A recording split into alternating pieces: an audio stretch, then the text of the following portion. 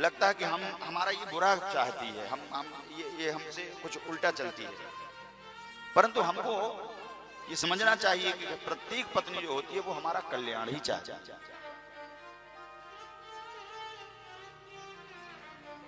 जब हम ब्रह्मा की संतान हैं, पति पत्नी ब्रह्मा का ही रूप है, तो एक शरीर दूसरे शरीर का नुकसान कैसे कर सकता है?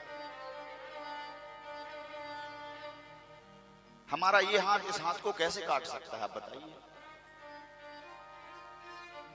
क्योंकि ब्रह्मा के एक हाथ अंग से पुरुष और दूसरे अंग से स्त्री बनी है। और जो ब्रह्म विवाह होते 12 शादियां होती, हमारे धर्म के अनुसार, सनातन धर्म के अनुसार 12 विवाह होते हैं, एक विवाह नहीं होता। शास्त्रों में 12 विवाह की पद्धतियां हैं और उन 12 विवाहों में पहला विवाह है ब्रह्म विवाह है, जिनको हम पंडित जी लोग के लोगों के बीच और परिवार के लोगों के बीच विधि विधान के साथ अग्नि के साथ फेरे लेकर के वर्णित करते हैं, वह ब्रह्म विवाह कहलाता है। और उससे बड़ा श्रेष्ठ कोई विवाह नहीं होता है। उसके बाद दूसरा विवाह होता है गंधर्व विवाह, जिसको जयमाला डालते हैं। आजकल हमने उसको भी अपना लिया साथ में, परंतु उसको गंधर्व विवाह कहा जाता है। एक दूसरे को माला डाल दी, गंधर्व विवाह हो गया।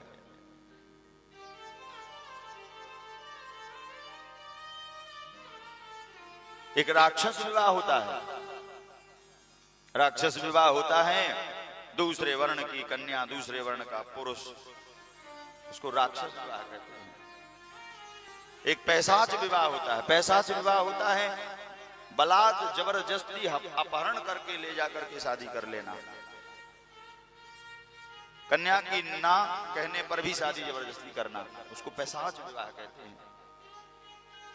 और उनसे होने वाली संतान को वर्ण संकर संतान कहा जाता है। तो इस प्रकार से अलग अलग ऋषि विवाह, गंधर्व विवाह होते हैं। एक स्वयंवर विवाह करते हैं। स्वयंवर में कन्या अपने पति का वर्ण करती है अपने अनुकूल। लेकिन इन सारे विवाहों में से ब्रह्म विवाह सर्वोत्तम है। माता पिता की रजामंदी, परिवारजनों की और गुरु ब्राह्मणों के सन्निकटता में अग्नि के फेरों के साथ उस विवाह को किया जाए, उसको ब्रह्म विवाह कहते हैं। और ब्रह्मा की संतान होने के कारण यही विवाह हमारे लिए सर्वोत्तम है। और ये विवाह कभी टूटता नहीं है। कितना बाकी के विवाहों की कोई गारंटी भी नहीं है।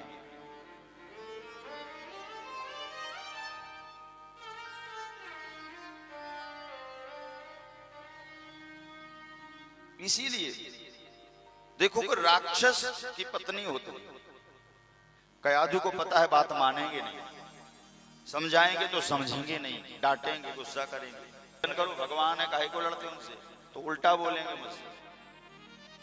परंतु इससे इनका ही नुकसान है, मेरा नहीं है। मैं तो भगवान को भजन करती हूं, परंतु नुकसान तो इनका है। ऐसा क्या करूं जिससे इनको इनकी बुद्धि बदल जाए, ये भगवान को अपना परम अच्छा जब आप गए थे तो क्या वो पक्षी पहले से बैठा था वहां? अरे बोले नहीं नहीं, पहले से नहीं था, हम जाकर वहां बैठे और जैसे ही हमने ब्रह्म देवाय नमः बोला तो पता नहीं पीछे से कैसे आवाज आ गई नारायणाय नमः। ओहो, अच्छा तो आप ब्रह्माय बोलते थे, वो नारायणाय बोलता था। पति बोले हाँ, वो नारायणाय नमः ही बोलता था। रात्रि के 12-1 बज रहे होंगे, सैया पे दोनों बैठे थे, पति पत्नी, बातें हो रही थी। अच्छा तो फिर कितने बार आपने वहां बैठ के, ऐसे बात बढ़ती गई। बोले वो हम इतने बार जब बोला उन्होंने ऐसे 2-4 बार बताते हुए कम से कम 10-12 बार पति के मुखारविंद से भगवान का नाम उच्चारित करवा लिया। अब वो समझ भी नहीं पाया। अरे मैंने बोला ना नारायण बोलता था। और यही कहते कहते दोनों पति पत्नी के मधुर संबंधों के कारण उसी रात्रि को ही कयाधु गर्भस्थ हो गई। पति के भगवत नाम के उच्चारण करते करते, भले वो सत्य रूप में बता रहे थे, परंतु भगवान का नाम लेते लेते ही गर्भ धारण हो गया कयाधु को। और उस भगवान का नाम लेते लेते गर्भ धारण करने का कारण ये हुआ कि भगवान का दिव्य भजना नंदी पुत्र गर्भ में पहुंच गया। ये है शास्त्र कहते हैं जब भी हम पुत्र की कामनाएं करें उस समय उसी रात्रि को, जिस रात्रि को हम पुत्र की कामना करते उसी रात्रि भगवान का भजन करते करते ही कामना, पुत्र की कामना करते हुए पति के पास जाना चाहिए। उससे हमें दिव्य संतान उत्पन्न होती है।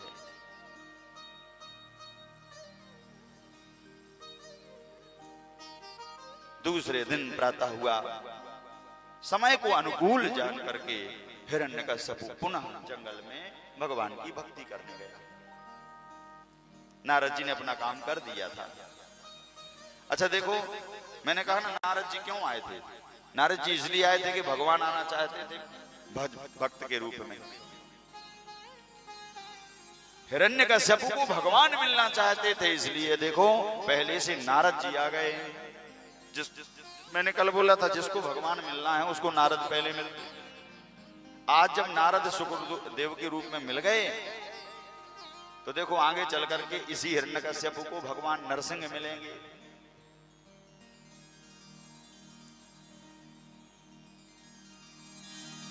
बरसों तपस्या की और ब्रह्मा जी प्रकट हो गए, वरदान मांगा।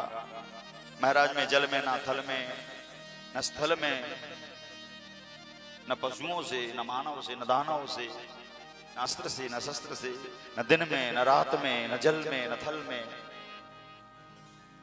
यहां तक कि 12 महीने से लेकर के ब्रह्मा जी की सारी सृष्टि में जो जीव उत्पन्न हैं उन सारे जीवों से हमारी मृत्यु ना हो, ऐसा वरदान दो।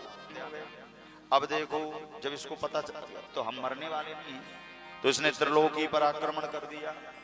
सारे देवता भाग खड़े हुए, हाहाकार मचने लगा, निरीह संतों महात्माओं को परेशान करने लगा। सज्जन पुरुषों को यह आताताई मारने लगा।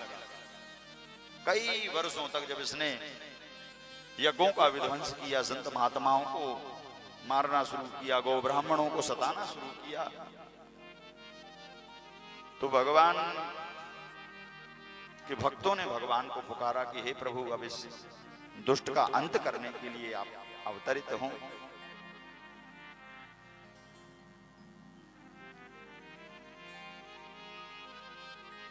जब ये लौटा तपस्या करने के बाद तो इसको पता चला कि मेरी पत्नी कयाधु का हरण तो इंद्र करके ले गया था।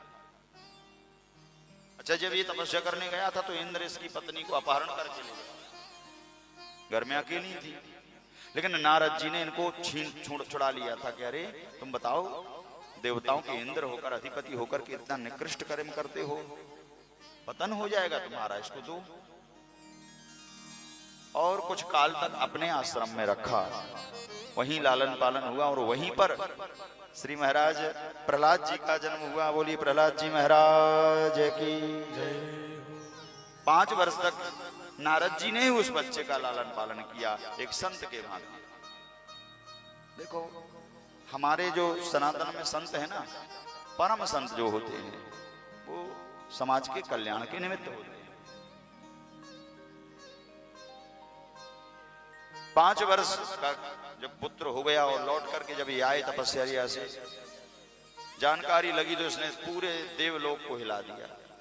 देवता इंद्र आदि सब भाग खड़े हुए और अपनी पत्नी कयाधु और पुत्र प्रहलाद को लेकर के महलों में आ गया। और एक दिन बैठाल करके प्रहलाद से कहा, बेटा तुम बहुत दिनों तक नारद जैसे संत के पास रहे, अच्छा बताओ तुमने क्या पढ़ा, तुमने क्या सीखा? प्रहलाद जी कहते हैं, पिताश्री मुझे तो बस एक बात याद है कि सारे त्रिलोकी के और सारे संसार का परम पिता परमात्मा भगवान विष्णु ही हैं।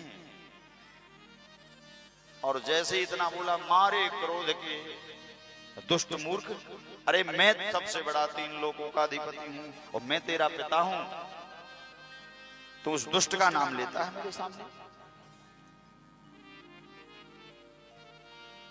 वो मेरा परम शत्रु है, मेरा पुत्र होकर तुम उसका भजन करता है। तुरंत शुक्राचार्य जी को बुला करके कहा, महाराज गुरुदेव इसको ले जा करके अपने आश्रम में और इसको आसुरी शिक्षा पढ़ाओ, जाने क्या पढ़ के आ गया है।